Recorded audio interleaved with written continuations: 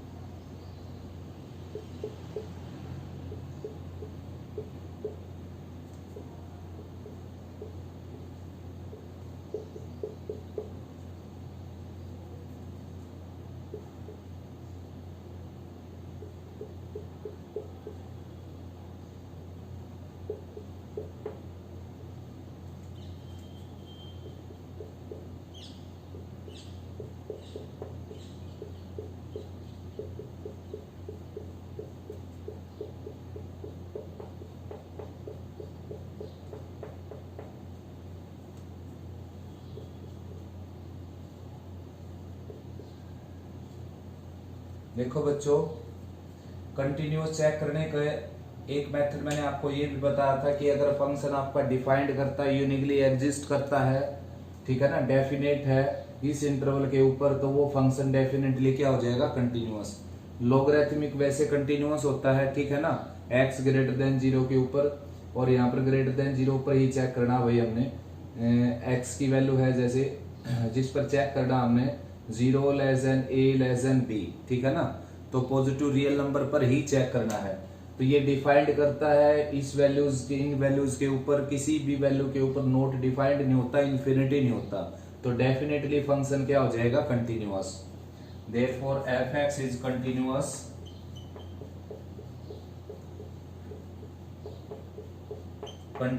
On a to b close interval. तो first condition complete कर दी बच्चों क्वेश्चन ने। अब सेकंड कंडीशन चेक करते हैं इसकी। सेकंड कंडीशन डेरिवेटिव की।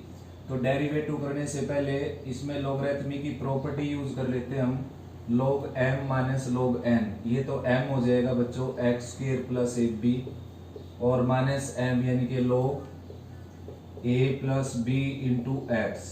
अब यहाँ पर log m n फिर लगा देंगे, F x is equal to log X square plus A B minus log A plus B minus log X. अब डिफरेंशिएट कर देंगे इसको, ठीक है ना। तो differentiating with respect to x on both side, तो एफ एक्स का हो जाएगा बच्चों एफ डैश एक्स, और log के आगे जो भी टर्म होती है वो 1 के नीचे आ जाएगी, X square plus A B. अब जो 1 के नीचे है उसका डेरिवेटिव अपर पार्ट में हो जाएगा 2x प्लस 0। ठीक ऐसे इसका डेरिवेटिव 0 हो जाएगा बच्चों, ये कांस्टेंट है यहाँ पर। वैसे भी log के आगे जो क्वांटिटी वो 1 के नीचे आ जाएगी एक बार, फिर इसका ऊपर डेरिवेटिव करेंगे तो क्या आ जाएगा, 0। तो डायरेक्ट 0 लिख सकते हो आप, और log x का आ जाएगा 1/x, ठीक है ना।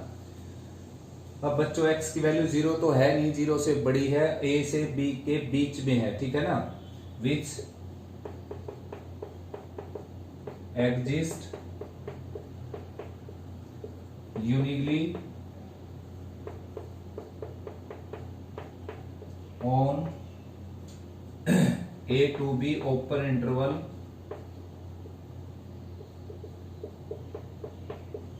where 0 less than a less than b, ठीक है ना। ए बी क्या है आपको पता चल गया कि पॉजिटिव रियल नंबर है 0 से बड़े, और ए बी से लेस है यहाँ पर। तो भाई आप यहाँ पर ये भी लिख सकते हो less than infinity which is definite, real and finite. Therefore f dash x is exist, hence fx is variable on a to b open interval. fx is variable on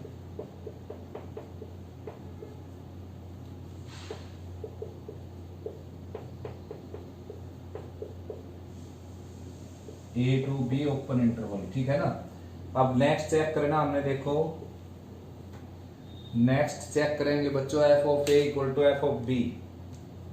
F of A check करेंगे तो F of ए की value आ जाएगी आपकी, देखो यहाँ पर ए put करना आपने, ये हो जाएगा log A square plus A B divided by, यहाँ पर ए पुट करेंगे तो ए के अंदर मल्टीप्लाई कर देता हूँ बच्चों, साथ साथ स्पेस की कमी मेरे पास, ये आ गया, ये कैंसिल आकर क्या आ गया 1, और log 1 की वैल्यू क्या होती है बच्चों 0, ठीक है ना। तो एफ ऑफ ए आ गया भाई। अब एफ ऑफ बी और चेक कर लेते हैं। एफ ऑफ बी, तो एफ ऑफ बी में आ जाएगा log, यहां पर आपने b पुट करना है तो ये आ जाएगा B square plus A B, और ठीक यहां पर भी b पुट करेंगे तो B square plus A B, यानी कि कैंसिल होकर क्या आ जाएगा बच्चों 1, और log 1 क्या होता है 0, मैं यहीं लिख देता हूं 0, ठीक है ना। log 1 की वैल्यू होती है यहाँ पर 0। तो f of a equal to F of b भी आ गया बच्चों। Therefore all the condition, all the 3 conditions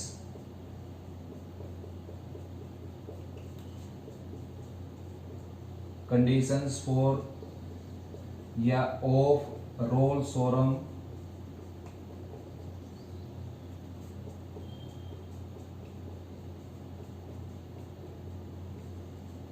are satisfied,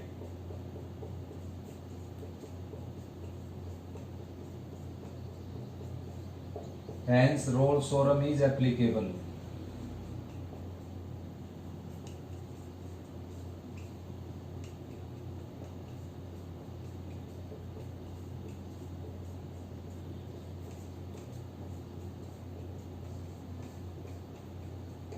Rolls-Sorum applicable हो गई बच्चों। therefore there must exist at least one point c belongs to a to b open interval such that f dash c equal to 0। अब ये लिखना आपने, ठीक है ना। मैं यहाँ लिख देता हूँ इस पोर्शन में, कंटिन्यूटी वाले पोर्शन में,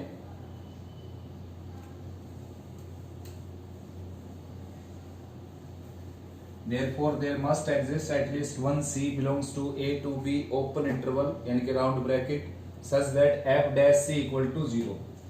तो f dash c equal to 0 दिखाना बच्चों हमने, यानी कि यहाँ से c की वैल्यू निकालनी है f dash c 0 के इक्वल करके, और f dash c आ जाएगा 2c by c square plus A B at minus 1 by C. LCM ले लेंगे बच्चों इसका, ये आ जाएगा 2c स्क्वायर minus C square minus A B divided by c into C square plus A B. Right side 0 है ही, ये आ जाएगा सी स्क्वायर सबट्रैक्ट होकर इसमें से सी स्क्वायर बच जाएगा, C square minus A B और divided by C into C square plus A B. Right side 0 है बच्चों, सी की वैल्यू 0 तो होगी नहीं ना, और ये होगी साथ में ये, यानी कि 0 के साथ मल्टीप्लाई होकर कैंसिल हो जाएगा ये, तो सी स्क्वायर माइनस ए बी आ जाएगा 0, और सी स्क्वायर की वैल्यू आ जाएगी बच्चों ए बी, और सी की वैल्यू आ जाएगी plus minus root A B. Since minus root A B जो है वो लाई नहीं करता इनके बीच में, क्योंकि ये दोनों क्या है पॉजिटिव रियल नंबर, ठीक है ना। 0 से बड़े रियल नंबर है दोनों, तो ये नेगेटिव नंबर इनके बीच में कैसे लाई कर सकता है। देयरफॉर रूट ए बी कहां पर लाई करता है, रूट ए बी लाई करता है ए से बी ओपन इंटरवल के ऊपर। आप कोई भी वैल्यू चेक करके आप चेक कर सकते हो इसको वेरीफाई कि ए बी का प्रोडक्ट हमेशा ए बी के बीच में लाई करता है, ठीक है ना। और भाई अगर ऐसा हो गया कम से कम एक वैल्यू आ गई इनके बीच की, देयरफॉर क्या हो जाएगी, रोल्स-सोरम जो है वेरीफाई हो जाएगी, हेंस रोल्स-सोरम इज वेरीफाइड।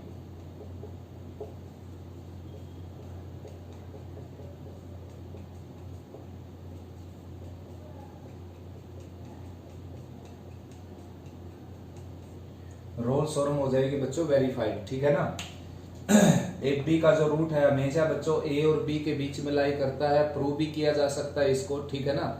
लेकिन एक क्वेश्चन में जिसके ऊपर काम दिया गया है वही काम करेंगे तो ठीक रहेगा, वरना बहुत सारी चीजें हैं यहाँ पर प्रूव करने के लिए। जैसे मैंने सीधा लिखा कि भाई लोगरिथमिक फंक्शन कंटिन्यूअस होते हैं, तो वो भी प्रूव करने बैठ जाए यहाँ पर। मैंने लिखा कि ये यूनिकली एग्जिस्ट करता है, तो ये भी प्रूव करने बैठ जाए यहाँ पर, तो क्वेश्चन बहुत ज्यादा लेंथी हो जाएगा, उसकी जरूरत है नहीं बच्चों। जिसकी रिक्वायरमेंट है वही पूरा करना आपने, ठीक है ना। तो ये प्रूव किया जा सकता है, वेरीफाई भी किया जा सकता है कि ए बी का रूट हमेशा ए बी के बीच में लाई करता है, ठीक है ना। तो ये क्वेश्चन पूरी तरह कंप्लीट हुआ है भाई, अच्छे से इसको एक बार रीड आउट करो पॉज बटन दबाकर। नेक्स्ट है बच्चों 6 का फर्स्ट स्टेटमेंट, इसकी मैं पढ़ देता हूं भाई। Verify the conditions of Rolle's theorem in the following problems, in each case the find the point in the interval where the derivative vanishes. यानी कि वही बात है, डेरिवेटिव वेनिस यानी कि डेरिवेटिव जीरो हो जाए, डेरिवेटिव खत्म हो जाए, ऐसा पॉइंट बताना जो डेरिवेटिव को खत्म कर दे, उसको जीरो कर दे। तो यानी कि रोल-सोरम का रिजल्ट ही बताना बच्चों। तो सबसे पहले एप्लीकेबिलिटी चेक करेंगे। पहली कंडीशन कंटिन्यूटी चेक करना, तो exponential function is continuous for all real x.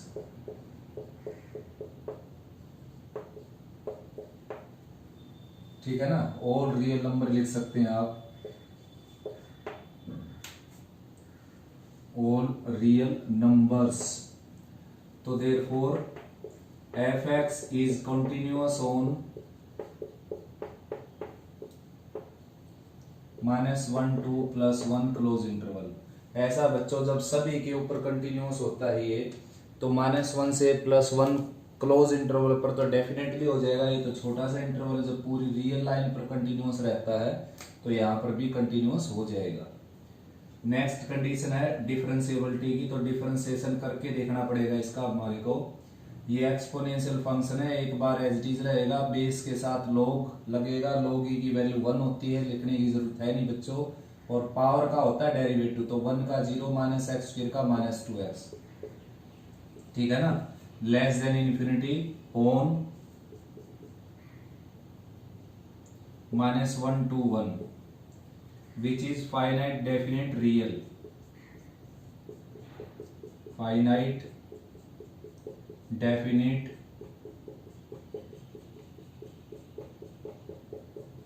and real on -1 to 1 open interval. Therefore fx is derivable on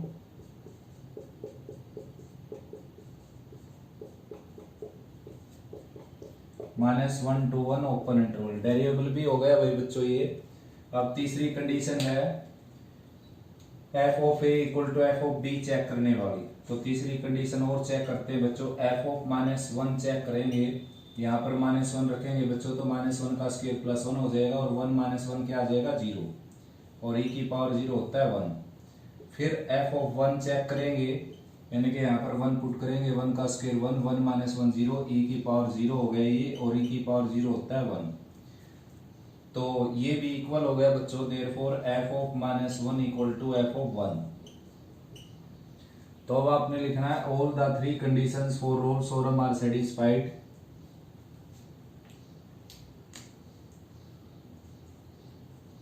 all the 3 conditions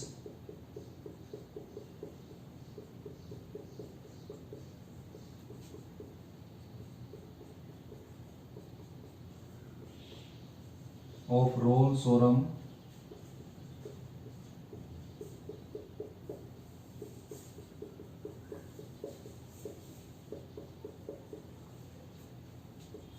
are satisfied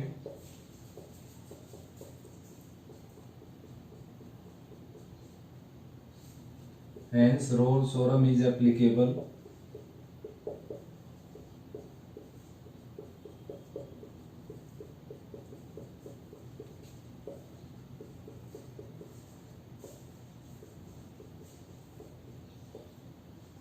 applicable हो गई तो भाई therefore there must exist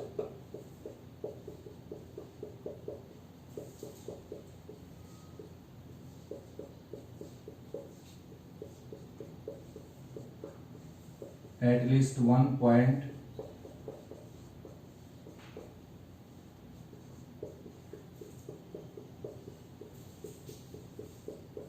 C belongs to -1 to 1 such that f dash c equal to 0। ठीक है ना। तो ये Rolle's theorem का रिजल्ट है बच्चों। f डैश c किसके इक्वल हो जाएगा, 0 के इक्वल। तो f डैश c को 0 के इक्वल रखते हैं। देखो ये है f डैश x, तो f डैश c आ जाएगा e raise to the 1 minus C square into minus 2c equal to 0। तो बच्चों e raise to the 1 minus E square कभी भी 0 के इक्वल नहीं हो। c है भाई ये, यहाँ पर रखा है मैंने डेरिवेटिव में, c यहाँ रख दिया, c यहाँ पर, c यहाँ पर, f डैश c हो जाएगा ये, ठीक है ना। तो बच्चों e raise to the 1 minus C square कभी भी 0 नहीं हो सकता भाई, नॉट इक्वल टू 0, ठीक है ना। For all c belongs to real number, किसी भी c की वैल्यू के लिए ये 0 कभी नहीं हो सकता, क्योंकि इसकी रेंज होती है 0 to infinity open interval excluding 0। Therefore क्या हो जाएगा, -2c की वैल्यू 0 आ जाएगी और c की वैल्यू क्या आ जाएगी, 0, ठीक है ना, -2 से डिवाइड करके। तो एक ऐसी वैल्यू बतानी थी जिसके ऊपर डेरिवेटिव वैनिश हो जाए, और ऐसी वैल्यू है 0, ठीक है ना। अगर पॉइंट पूछ ले आपसे तो यहाँ पर आपने 0 पुट कर देना है और पॉइंट आ जाएगा 0, e, क्योंकि ये तो किसकी वैल्यू है, x की। तो x की वैल्यू यहाँ रखेंगे तो ये पॉइंट आ जाएगा, y की वैल्यू आ जाएगी e की पावर 1, ये 0 रखने से ये आ गया e की पावर 1, यानी कि पॉइंट आ गया 0, e, यानी कि इस फंक्शन पर, इस फंक्शन के ऊपर एक ऐसा पॉइंट है 0, e जो इसके डेरिवेटिव को वैनिश करेगा, ठीक है ना। आपने केवल x की वैल्यू निकालनी थी। मैं दोबारा स्टेटमेंट एक बार देखकर बता देता हूं आपको। इन each case find A point in the interval. तो पॉइंट बताना था बच्चों, वैसे तो इसने लिख रखा है पॉइंट ही लिख रखा है, ठीक है ना। तो पॉइंट तो क्या आ जाएगा, पॉइंट तो आ जाएगा x की वैल्यू 0 यहां रखेंगे तो y की वैल्यू क्या आ जाएगी, put x equal to 0 in equation first, equation first में रखेंगे तो दिस इंप्लाइज y क्या आ जाएगा, देखिए यहाँ पर 0 रखा है तो y की वैल्यू आ जाएगी e। तो पॉइंट पूछे तो आप ये आंसर दे सकते हो बच्चों। पॉइंट में एब्सिसा ऑर्डिनेट दोनों शामिल होते हैं, 0, e, यानी कि 0, e ऐसा पॉइंट है जहां पर डेरिवेटिव वैनिश हो जाता है, या केवल x की वैल्यू 0 ऐसी है जहां पर डेरिवेटिव वैनिश हो जाता है। नेक्स्ट है बच्चों 6 का second part.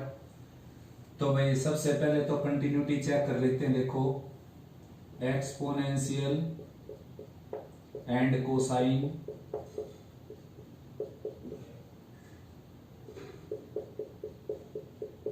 both are continuous function।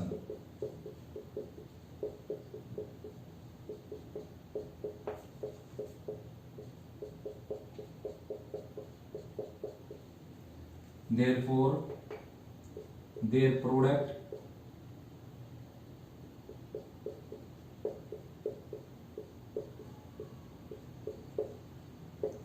is also continuous, ठीक है ना। इनका प्रोडक्ट भी क्या हो जाएगा बच्चों, continuous, since product of two continuous function is also continuous function. ये आपने रीजन लिखना है यहाँ पर, since product of two continuous function is also continuous function. तो पहली कंडीशन कंप्लीट हुई भाई, therefore fx is continuous on -π/2 to +π/2 closed interval. Next बच्चों अब हमने चेक करना ये डेरिवेबल है या नहीं। तो डेरिवेटिव करके देखना पड़ेगा भाई, differentiating with respect to x on both side लिख देना यहाँ पर। एक्सपोनेंशियल को रखेंगे एज इट इज, कोस का डेरिवेटिव कर देंगे जो कि हो जाएगा -sin x, ठीक है ना।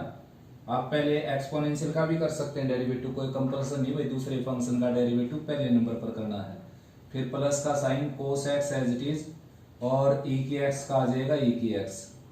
तो कुल मिलाकर इसको आप लिख सकते हो e raise to the x common निकाल दिया और cos x minus sin x। तो भाई less than infinity for all x belongs to -π/2 to +π/2। तो आप यहां पर लिख सकते हो which finite definite and real on interval -π/2 to +π/2।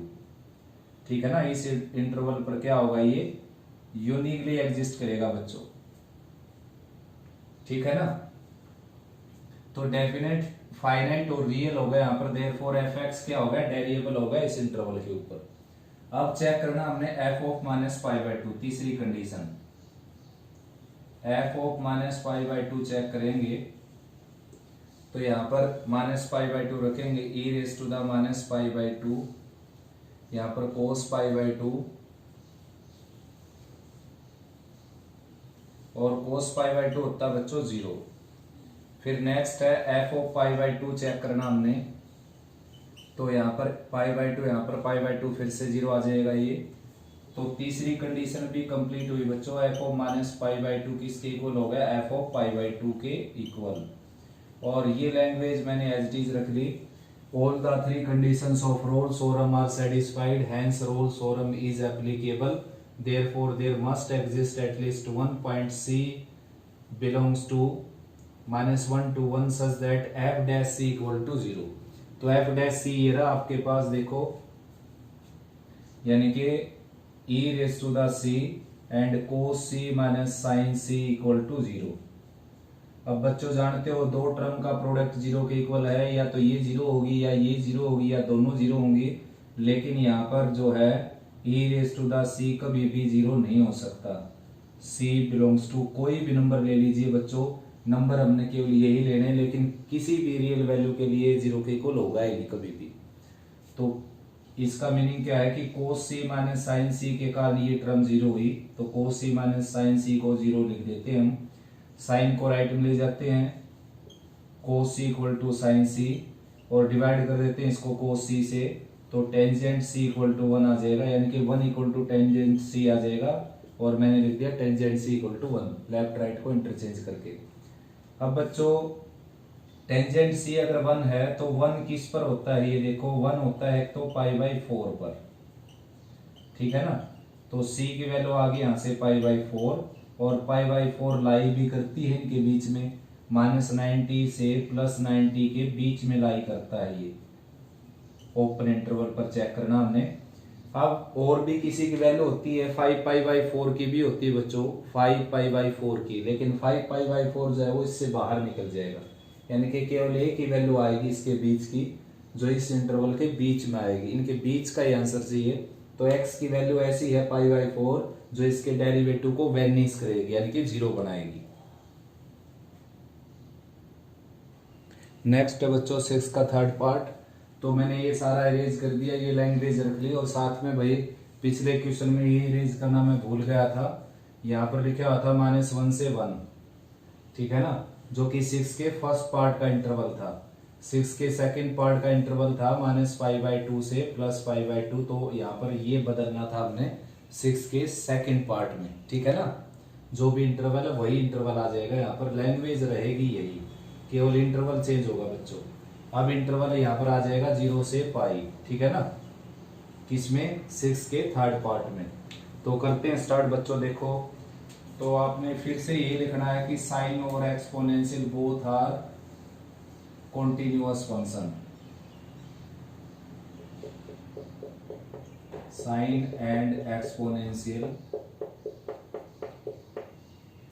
Are both continuous function.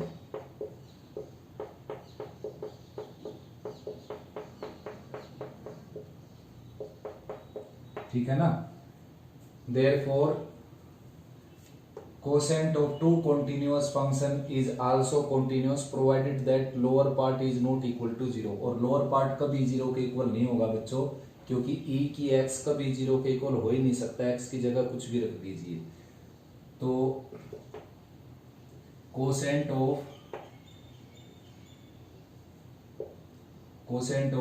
ऐसे लिख देता हूं, quotient of two continuous function, continuous ऐसे लिख देता हूं, फंक्शन ऐसे लिख देता हूं, is also continuous.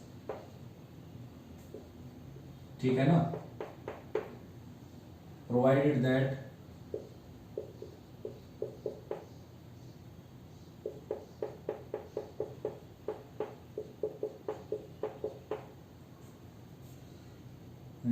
lower part is not equal to 0, denominator not equal to 0, ठीक है ना, और e की x 0 के इक्वल होगा यानी बच्चों, therefore fx is continuous on 0 to pi, ठीक है ना, close interval since e raise to the x is not equal to 0, यानी कि केवल उन वैल्यू के लिए। देखो बच्चों, अगर दो फंक्शन f(x) और g(x) कंटिन्यूअस हैं, f(x) और g(x) अगर अलग अलग कंटिन्यूअस है तो इनका कोसेंट भी कंटिन्यूअस हो जाएगा, लेकिन एक कंडीशन लगेगी कि लोअर पार्ट 0 ना हो उन वैल्यूज के लिए। तो भाई यहाँ पर तो x की कोई वैल्यू ले लीजिए, e की पावर x कभी 0 होगा ही नहीं बच्चों, ठीक है ना। तो कंटिन्यूअस हो गया बच्चों ये इस इंटरवल के ऊपर। अब डेरिवेबिलिटी चेक कर लेते हैं। तो डेरिवेटिव अब की बार मेरे को यहाँ निकाल कर रखना पड़ेगा भाई, लोअर पार्ट का स्क्वायर हो जाएगा, lower part as it is, upper का derivative cos x minus upper as it is, और लोअर का डेरिवेटिव e की x कॉमन निकाल कर नीचे से कैंसिल कर सकते हो आप, ये बच जाएगा cos minus sine divided by e raise to the x, ठीक है ना। नीचे है e की पावर 2x, e की पावर x कॉमन होकर इसको कैंसिल करेगा तो डेरिवेटिव ये आ जाएगा बच्चों, डेरिवेटिव लिख देता हूं मैं जो आया, f डैश x आ गया आपका cos minus sine divided by e raise to the x, ठीक है ना। सोल्व करने के बाद less than infinity on 0 to pi open interval which is finite definite and real on 0 to pi open interval, ठीक है ना। देयरफॉर डेरिवेबल भी हो गया बच्चों ये फंक्शन क्या हो गया, डेरिवेबल भी हो गया, ठीक है ना। तो तीसरी कंडीशन चेक करनी है भाई हमने, ये दूसरी कंडीशन थी और ये पहली कंडीशन थी। तीसरी कंडीशन है f(0) चेक करना आपने पहले, यहाँ पर 0 रखे, यहाँ पर 0, साइन 0 होता है 0, e की पावर 0 होता है 1, तो 0/1 0 आ जाएगा। फिर उसके बाद f(पाई) चेक करना है, साइन पाई क्या होता है 0, और e की पावर पाई यानी कि e की पावर पाई क्या हो जाएगा ये 0। तो तीसरी कंडीशन भी कंप्लीट हुई बच्चों, f(0) जो है वो f(पाई) के इक्वल आ गया। तो अब आपने ये लैंग्वेज लिखनी और ये इंटरवल चेंज करना मत भूलना, ठीक है ना। सेकंड पार्ट में मैं चेंज करना भूल गया था, आपने चेंज कर लेना उसको। तो भाई बच्चों तीनों की तीनों कंडीशन कंप्लीट हुई, तो यहाँ पर एक पॉइंट ऐसा एग्जिस्ट करेगा जो इसको 0 बनाएगा, 0 पाई के बीच में एग्जिस्ट करेगा वो, तो यानी कि cos c minus sine c divided by e raise to the c equal to 0, और फिर से वही आ गया बच्चों cos c minus sine c equal to 0, यानी कि टेंजेंट c इक्वल टू 1 और tangent c equal to tangent π/4। Value और भी हैं जिनके ऊपर ये 1 बन जाएगा, बहुत सारी इनफाइनाइट वैल्यू है बच्चों। देखो कौन सी वैल्यू है वो, x equal to n pi plus π/4 for all n belongs to z, n की जगह आप c रख सकते हो, तो n की x की जगह c और n की जगह क्या रख सकते हैं इंटीजर, ठीक है ना। तो इंटीजर भरते जाओ, इसमें वैल्यू निकलती जाएंगी आपकी, लेकिन भाई हमने ऐसी वैल्यू चाहिए जो इसके बीच की हो, और इसकी बीच की केवल एक ही है π/4, ठीक है ना। π/4 belongs to 0 to pi open interval, 0 pi को छोड़कर उसके बीच में एग्जिस्ट करनी चाहिए वो वैल्यू, तो जो कि एग्जिस्ट कर गई। तो अब आपने लिखना है रोल्स थ्योरम इज वेरीफाइड, ठीक है ना। There is a point x equal to π/4 where its derivative vanishes, ठीक है ना, वेनिस हो जाएगा 0 हो जाएगा। नेक्स्ट बच्चों 6 का 4th पार्ट। तो भाई f(x) आपको ये दे रखा है -3, 0 इंटरवल है क्लोज इंटरवल, तो इसमें भी ठीक वही पॉइंट बताना जो इसके डेरिवेटिव को वेनिस करेगा रोल्स थ्योरम का यूज करके। तो भाई रोल्स थ्योरम का यूज करने के लिए क्या है, सबसे पहले इसकी एप्लीकेबिलिटी चेक करनी पड़ेगी, कंटिन्यूअस है या नहीं, डेरिवेबल है नहीं, f(a) f(b) के इक्वल है नहीं। तो बच्चों इसका अगर प्रोडक्ट करूं ये आ जाएगा एक्स स्क्वायर प्लस 3x, ठीक है ना। तो एक्स स्क्वायर प्लस 3x एक पोलिनोमियल है और ये एक एक्सपोनेंशियल है, और दोनों का जो प्रोडक्ट है वो भी क्या हो जाएगा, कंटिन्यूअस, क्योंकि ये दोनों भी क्या होते हैं, कंटिन्यूअस। वैसे पावर को पॉजिटिव बनाओ तो आप नीचे आ जाएगा ये एक्स स्क्वायर प्लस 3x, ठीक है ना, इस तरीके से। तो अब आपने लिखना है कि this is polynomial hence continuous, this is exponential hence continuous, and their quotient is also continuous provided that lower part is not equal to 0।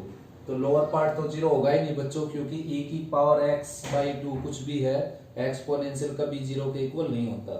तो डेफिनेटली ये फंक्शन क्या होगा, कंटिन्यूअस। केवल आपने यही लिखना है x squared plus 3x is polynomial hence continuous, this is exponential hence continuous, their product and quotient are also continuous function, therefore fx is continuous on,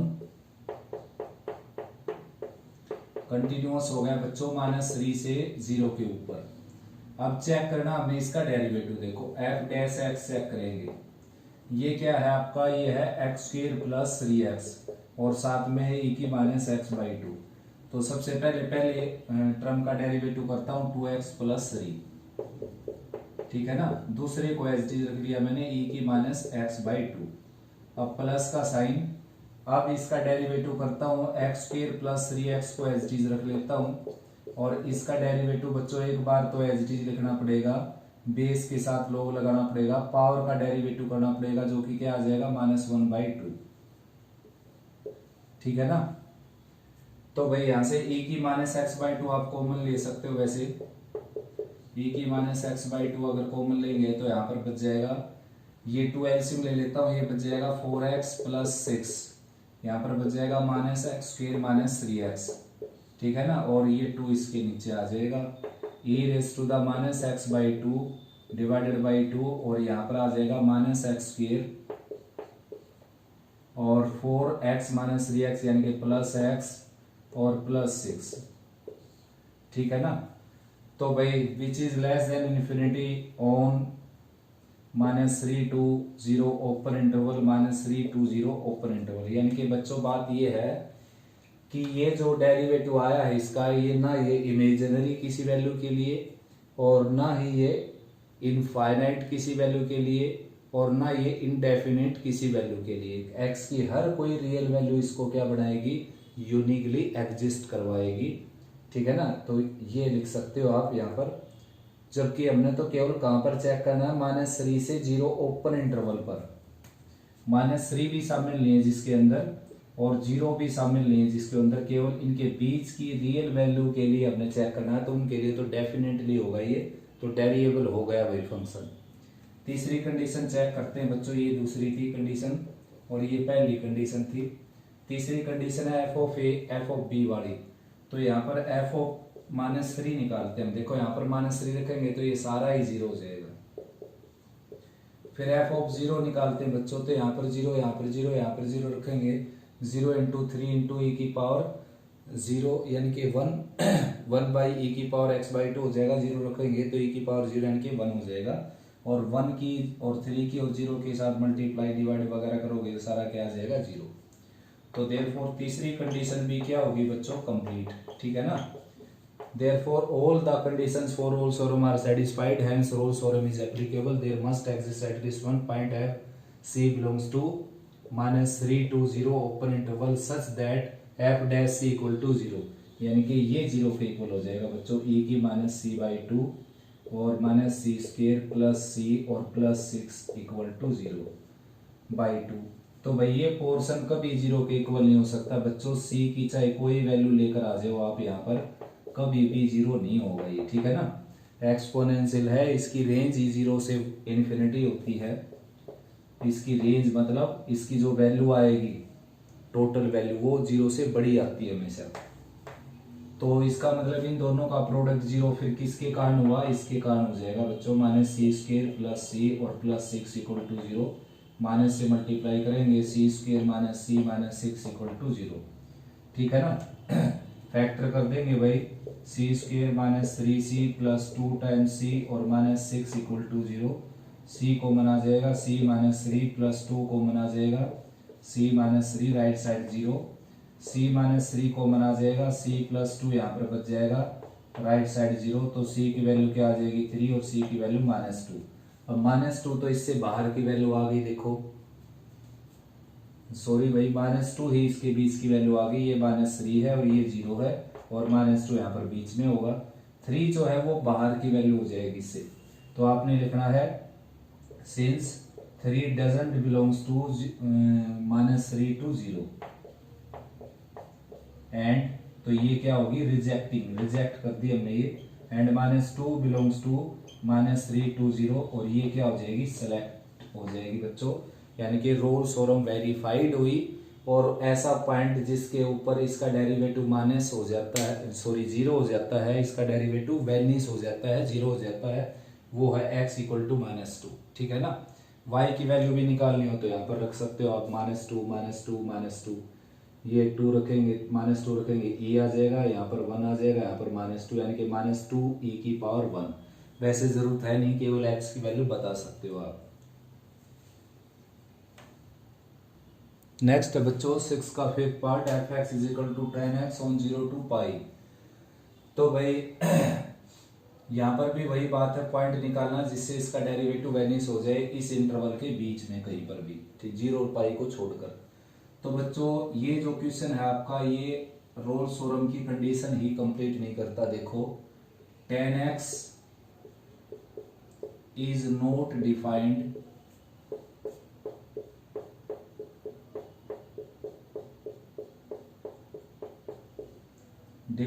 on at x equal to π/2,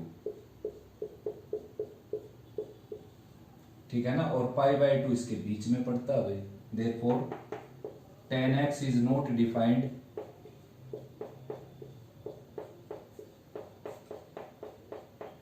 on 0 to π/2, 0 to π, यानी कि अब अगर इसके बीच के एक भी real number पर ये डिफाइन नहीं करता तो बोला जाएगा कि इस इंटरवल पर डिफाइन नहीं करता ये, ठीक है ना। तो therefore 10x is not continuous on 0 to π close interval. तो therefore Rolle's theorem is not applicable. ये इस लैंग्वेज की जरूरत नहीं पड़ी बच्चों, यहाँ पर इसकी कोई जरूरत नहीं है इस क्वेश्चन में, ठीक है ना। यानी कि इसने कंटिन्यूटी की कंडीशन ही पूरी नहीं की, तो आगे बाकी बची हुई 2 कंडीशन चेक करना बेवकूफी है बच्चों। अगर वो पूरी भी कर लेगा ये तो भी एप्लीकेबल नहीं होगी इसके ऊपर रोल्स थ्योरम, ठीक है ना। तीनों कंडीशन अगर पूरी करता है तब एप्लीकेबिलिटी बनती है, अगर तीनों में से एक भी कंडीशन पूरी नहीं करता तो एप्लीकेबल नहीं बनेगा। वैसे हमारे को आदत है सबसे पहले कंटिन्यूस चेक करने की। मान लो इसमें अगर तीसरी कंडीशन पूरी नहीं होती, एफ ऑफ ए और एफ ऑफ बी वाली, तो आप सीधी वही चेक कर लीजिए, पहले वाली 2 चेक करने की कोई जरूरत नहीं आपको, आपके मार्क्स मिल जाएंगे आपको, ठीक है ना। सीधी वो कंडीशन चेक कीजिए आप जो इसमें नहीं पूरी होती, वो आपको आइडिया हो जाएगा। अगर आप प्रैक्टिस करेंगे अच्छी, या फिर एग्जाम में रफ पर देख सकते हो एक बार रफली कि भाई कौन कौन सी कंडीशन पूरी करती कौन सी नहीं करती। अगर आपको पता चल जाए कि एक कंडीशन इसमें पूरी नहीं होती, सबसे पहले उसी को एक्सप्लेन करो और लिखो नॉट एप्लीकेबल। तो नीचे लिखना देखो roles theorem is not applicable.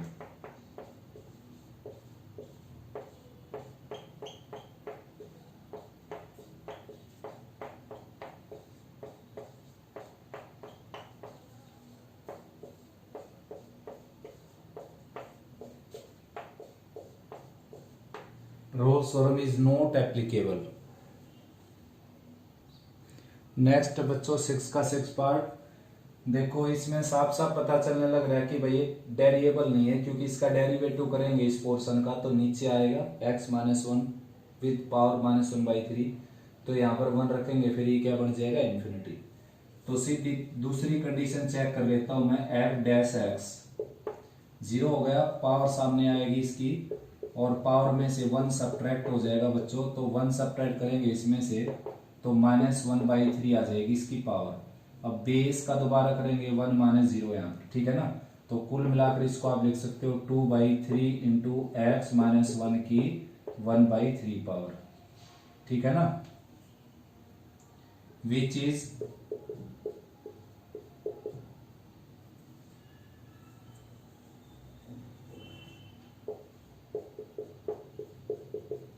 Which is infinite eight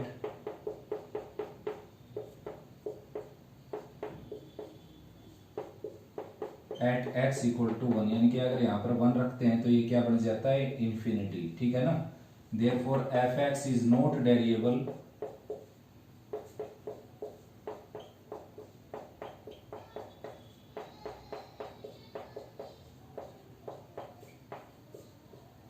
eight x equal to one.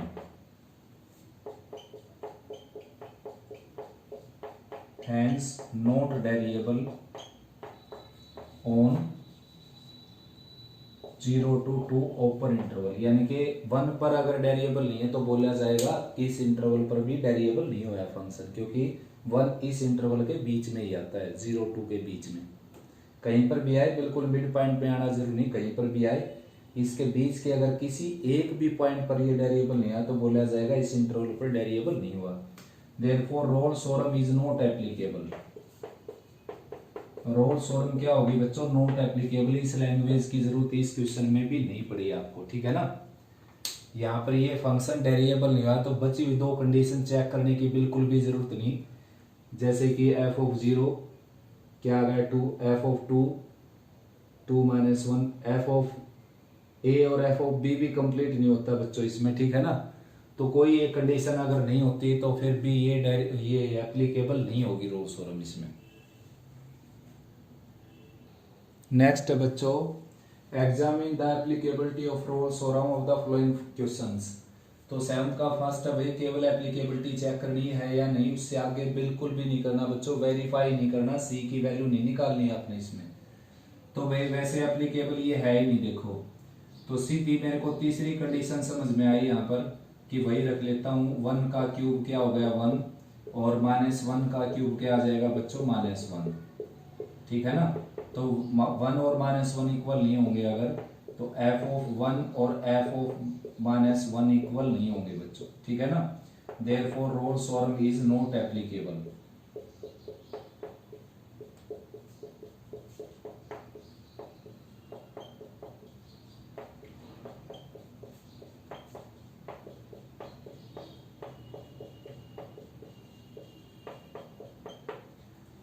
क्या है कि बच्चों तीन में से कोई भी एक कंडीशन अगर पूरी ना हो तो उसको आप लिख सकते हो नॉट एप्लीकेबल।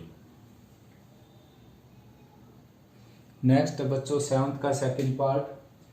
तो भाई f of a f of b तो इसमें इक्वल है, जैसे फर्स्ट पार्ट में नहीं थी। ये क्या है कि कंटिन्यूअस भी बन सकता है, बन जाएगा कंटिन्यूअस भी, लेकिन ये वेरिएबल नहीं है बच्चों। आपको भी आइडिया आ जाएगा जब आप प्रैक्टिस करेंगे, हल्की फुल्की प्रैक्टिस से आइडिया आ जाता है बच्चों। ये तो डेरिवेटिव करके देखता हूँ, देखो पावर सामने आ गई, पावर में से 1 सब्ट्रैक्ट होगा यहाँ पर, तो कुल मिलाकर 2/3 और x की आ जाएगी -1/3 पावर, जिसको आप लिख सकते हो 2/3 x की 1/3। अब बच्चों अगर मैं यहाँ पर 0 पुट करता हूँ तो ये क्या बन जाता है, infinity, which is infinite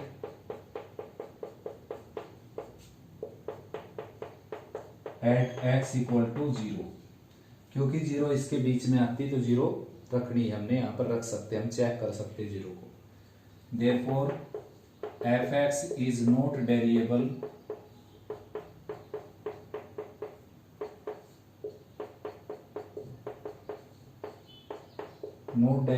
at x equal to 0। Hence fx is not variable on -1 to 1 open interval. ठीक है ना। तो भाई इस इंटरवल पर, इस इंटरवल के बीच में किसी भी नंबर पर अगर ये वेरिएबल नहीं है तो बोला जाएगा कि इस इंटरवल पर वेरिएबल नहीं है। तो फंक्शन क्या हो गया, नॉट वेरिएबल हो गया। कंडीशन ब्रेक कर दी इसने रोल्स थ्योरम की, तो रोल्स थ्योरम एप्लीकेबल नहीं होगी इसके ऊपर। नेक्स्ट बच्चों 7th का थर्ड। देखो भाई बच्चों कॉन्टिन्यूअस भी है ये फंक्शन, क्योंकि x-1 पॉलिनोमियल है, लीनियर है, कॉन्टिन्यूअस है, और उसका मॉडुलस भी क्या होगा, कॉन्टिन्यूअस। ठीक है ना। और f ऑफ a रखते हैं तो 1 आता है, f ऑफ 0 रखते हैं तो 1 आता है, और 2 रखते हैं तो भी 1 आता है। तो दोनों कंडीशन पूरी होगी, वो मैं चेक करता है नहीं यहाँ पर, मैं सीधा चेक करता हूं बच्चों डेरिएबिलिटी की कंडीशन, क्योंकि ये डेरिएबल नहीं है यहाँ पर। तो भाई मोड एक्स जो होता है, कोई भी है मोड के अंदर क्वांटिटी, उसका मीनिंग ये होता है कि उसको आप ऐसे लिख सकते हो, ठीक है ना। अब इसका डेरिवेटिव करेंगे हम, लिख देना बीच में differentiating with respect to x on both side. तो रूट लग गया हुआ है बच्चों, तो सबसे पहले जो रूट लगता है डबल होकर नीचे आती है वो स्टेटमेंट, ठीक है ना। अब रूट हटाया हमने, रूट हटाया तो क्या बच गया आपके पास, x माइनस वन का स्क्वायर, इसका डेरिवेटिव अब करेंगे हम। तो एफ डैश एक्स आ गया आपका, लोअर पार्ट तो एच डी चलता रहेगा, जिसको आप दोबारा से मोड एक्स लिख सकते हैं, दोबारा से लिखा जा सकता है मोड एक्स। ये 2 पावर सामने आएगी और इसके ऊपर 1 पावर बच जाएगी बच्चों। अब x माइनस वन का दोबारा क्या हो जाएगा 1। तो कुल मिलाकर ये आ गया आपका derivative x minus one by x minus one का मॉडुलस, ठीक है ना। और मॉडुलस हटाएंगे आप देखो तो प्लस माइनस वन आएगा, ठीक है ना। तो नॉट डेरिएबल हो गया बच्चों फंक्शन, यानी कि अगर 1 रख दिया जाए यहाँ पर, देखो इसके बीच में 1 आता है, देखो एक मेथड ये है, इस तरीके से मैंने कर दिया।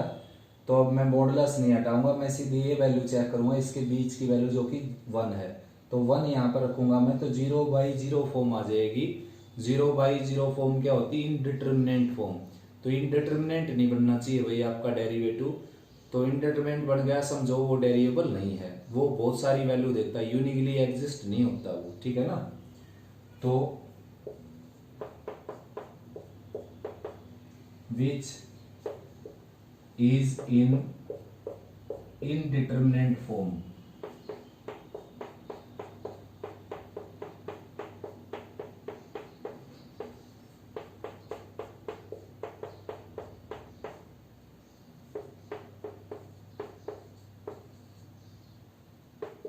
at x इक्वल टू 1 पर क्या है, ये इनडिटरमिनेट फॉर्म में कन्वर्ट हो जाता है बच्चों, ठीक है ना। therefore fx is not variable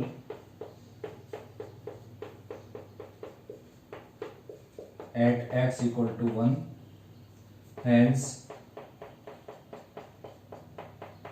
fx is not variable on 0 to 2 open interval, therefore Rolle's theorem is not applicable. sorry बच्चों, therefore Rolle's theorem is not applicable.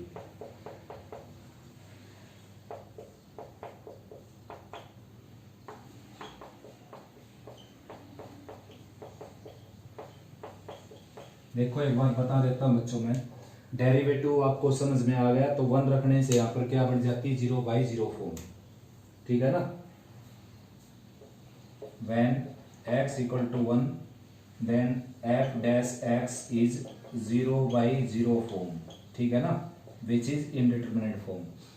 तो ये इंडिटरमिनेट फॉर्म लगा। इंडिटरमिनेट फॉर्म का मीनिंग है कि दो number जब operate होंगे ये, तो आंसर कुछ भी आ जाएगा, 1 2 3 4 5 6 -1 -2, तो एक यूनिक आंसर आना चाहिए भाई बच्चों, ठीक है ना।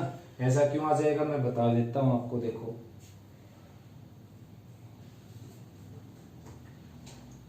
देखो भाई 0/0 आ गया जैसे डेरिवेटिव, तो 0 को 1 से मल्टीप्लाई करोगे आप, कैंसिल होकर 1 आ गया। 0/0 आपके पास, इसको 2 से मल्टीप्लाई किया जा सकता है, कैंसिल करेंगे 2 आ गया। 0/0 इसको 3 से मल्टीप्लाई किया जा सकता है, कैंसिल होकर 3 आ गया। 0/0 इसको 4 से मल्टीप्लाई किया जा सकता है, कैंसिल होकर 4 आ गया। तो यूनिकली एग्जिस्ट नहीं किया ना ये, तो यूनिकली एग्जिस्ट करना चाहिए बच्चों, तभी वो डेरिएबल होगा। तो इसलिए मैंने लिखा कि इनडिटरमिनेट फॉर्म आ गई, यानी कि डेफिनेट नहीं हुआ वो, ठीक है ना। डेफिनेट नहीं हुआ है बच्चों, तो डेफिनेट नहीं होगा तो वेरिएबल नहीं होगा। एक मेथड ये है इसको चेक करने का। दूसरा ये है कि x माइनस वन मॉडुलस में कोई भी क्वांटिटी है, जैसे उसको 0 के इक्वल रख के देखो आप, x की जो वैल्यू आएगी वहां से, उसके ऊपर आपने उसकी वेरिएबिलिटी चेक करनी है, LHD RHD, जैसे आपने कंटिन्यूटी डिफरेंशिएबिलिटी में की थी, LHD चेक करनी है आपने 1 के ऊपर, ठीक है ना। LHD limit x approach to 1 negative f of x यानी कि x minus one within mod minus f of 1 यानी कि 0 divided by x minus one. तो यहाँ पर पुट करेंगे हम x की जगह 1 माइनस h, ये आ जाएगा आपका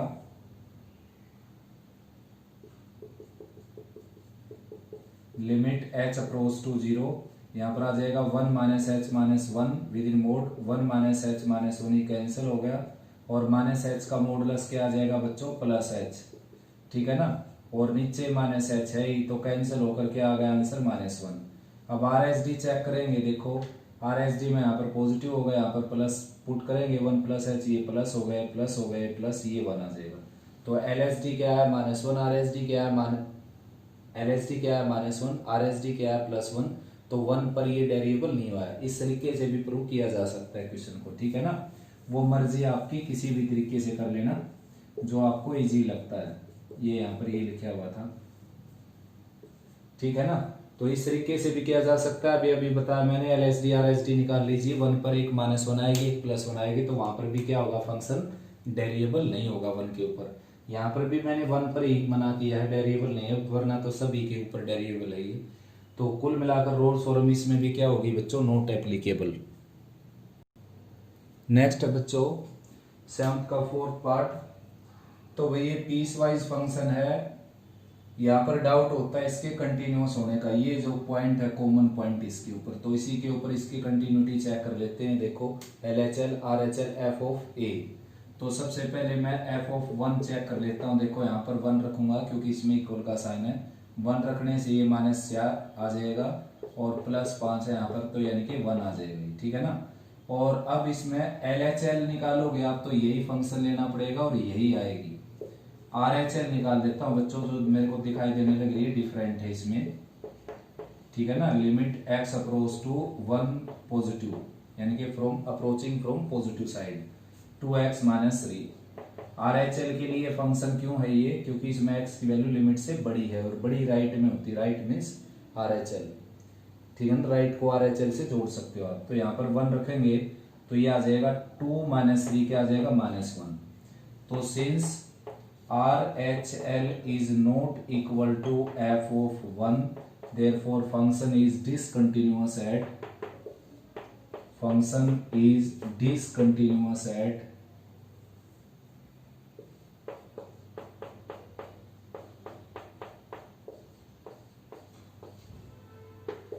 x इक्वल टू 1, ठीक है ना। 1 पर फंक्शन क्या हो गया, discontinuous, therefore Rolle's theorem is not applicable.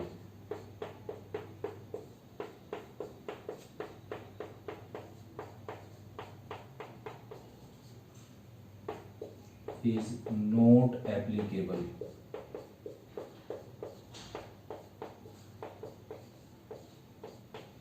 Rolle's theorem applicable नहीं होगी बच्चों यहाँ पर भी। नेक्स्ट क्वेश्चन है बच्चों 8th, using Rolle's theorem find the points on the curve y equal to 16 minus x square x belongs to this where tangent is parallel to x axis. तो बात वही है भाई, टेंजेंट x एक्सिस के parallel होगी तो उसका derivative क्या होगा 0, यानी कि एफ डैश एक्स क्या आ जाएगा 0, यानी कि रोल्स थ्योरम को वेरीफाई करना है, वेरीफाई करके वो पॉइंट निकालना आपने। तो सबसे पहले एफ एक्स जो है वो है आपका 16 माइनस एक्स स्क्वायर, जो कि पॉलिनोमियल है, which is polynomial, hence continuous on fx is continuous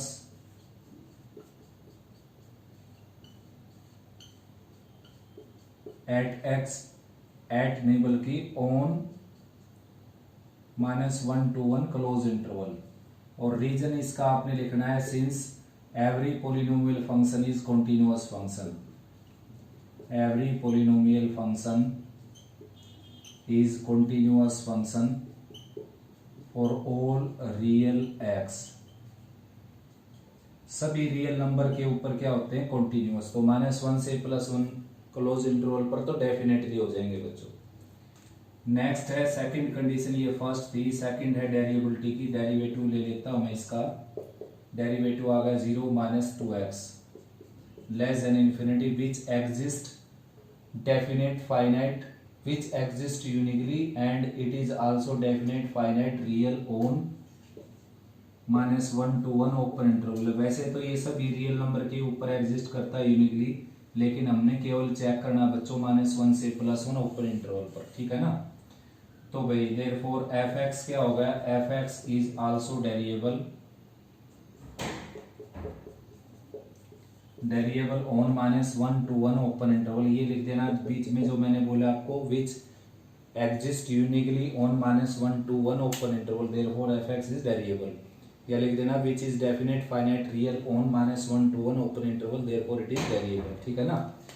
तो तीनों कंडीशन कंप्लीट हुई हुई। अब आपने लैंग्वेज लिखनी जो मैंने लिखी हुई थी यहाँ पर 2-3 क्वेश्चन पहले, therefore all the 3 conditions of Rolle's theorem are satisfied, hence Rolle's theorem is applicable, therefore there must exist at least one point c belongs to -1 to 1 open interval such that f dash c equal to 0।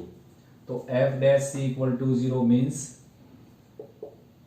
-2c equal to 0। तो c की value यहाँ से 0 आ गई, c की value 0 means x की value 0 आ गई, और x की वैल्यू 0 यहाँ पर पुट करेंगे, put x equal to 0 in equation first, ये फर्स्ट है जैसे, तो यहाँ पर 0 पुट की तो y की वैल्यू क्या आ गई 16। तो 0 16 ऐसा पॉइंट है बच्चों जहां पर इसकी जो टेंजेंट ड्रा करेंगे हम इस कर्व की, वो किसके पैरेलल हो जाएगी, एक्स एक्सिस के। ठीक है ना। कर्व जैसे ये है, आप जानते हो 11th में आप पढ़ चुके, पैराबोला है ये। ठीक है ना। कौन सा पैराबोला है, x square equal to 16 minus y, x square equal to minus, ये इस तरफ आ जाएगा 16 माइनस वाई हो जाएगा ये, यानी कि x square equal to minus y minus 16। तो बच्चों ये पैराबोला डाउनवर्ड पैराबोला जिसका वर्टेक्स है 0 और 16 पर, तो 0 16 पर ये पैराबोला। तो यहाँ पर एक पॉइंट ऐसा एग्जिस्ट कर गया, देखो ये पॉइंट जहां पर टेंजेंट ड्रा करें हम, वो टेंजेंट एक्स एक्सिस के क्या हो जाएगी बच्चों, पैरेलल। ठीक है ना। ग्राफिकली भी दिखा दिया मैंने आपको। ये जो टेंजेंट है, ये वाली टेंजेंट जो इस पॉइंट पर ड्रा की हमने, देखो आंसर भी यही आया है 0 16। तो ये टेंजेंट वो होती है जो टच करके जाए किसी कर्व को, किसी सर्कल को। तो ये टेंजेंट जो है एक्स एक्सिस के पैरेलल होगी। ठीक है ना। तो यही पॉइंट बताना था हमने, जहां पर इस कर्व के ऊपर एक ऐसा पॉइंट बताना था जहां पर टेंजेंट ड्रा करें हम और वो टेंजेंट एक्स एक्सिस के पैरेलल हो जाए। और एफ डैश एक्स 0 क्यों रखते हैं हम, रोल्स थ्योरम के अकॉर्डिंग तो रखते हैं ही। एफ डैश एक्स 0 होने का मतलब है उस फंक्शन का डेरिवेटिव 0 होना, और डेरिवेटिव मीन्स उसका स्लोप। ठीक है ना। स्लोप आप पढ़ चुके +1 क्लास में, और स्लोप 0 हो गया तो स्लोप एक्स एक्सिस का भी 0 होता है, तो वो दोनों लाइन पैरेलल हो जाएंगे, यानी कि वो जो आपकी लाइन है वो एक्स एक्सिस के पैरेलल हो जाएगी। तो वही बात इसमें, तो आंसर आ गया 0 16। तो भाई बच्चों ये एक्सरसाइज कंप्लीट हुई, काफी लेंथी वीडियो हो गई, अच्छे से वॉच करो, और भाई कोई प्रॉब्लम आए तो डिस्कस करो।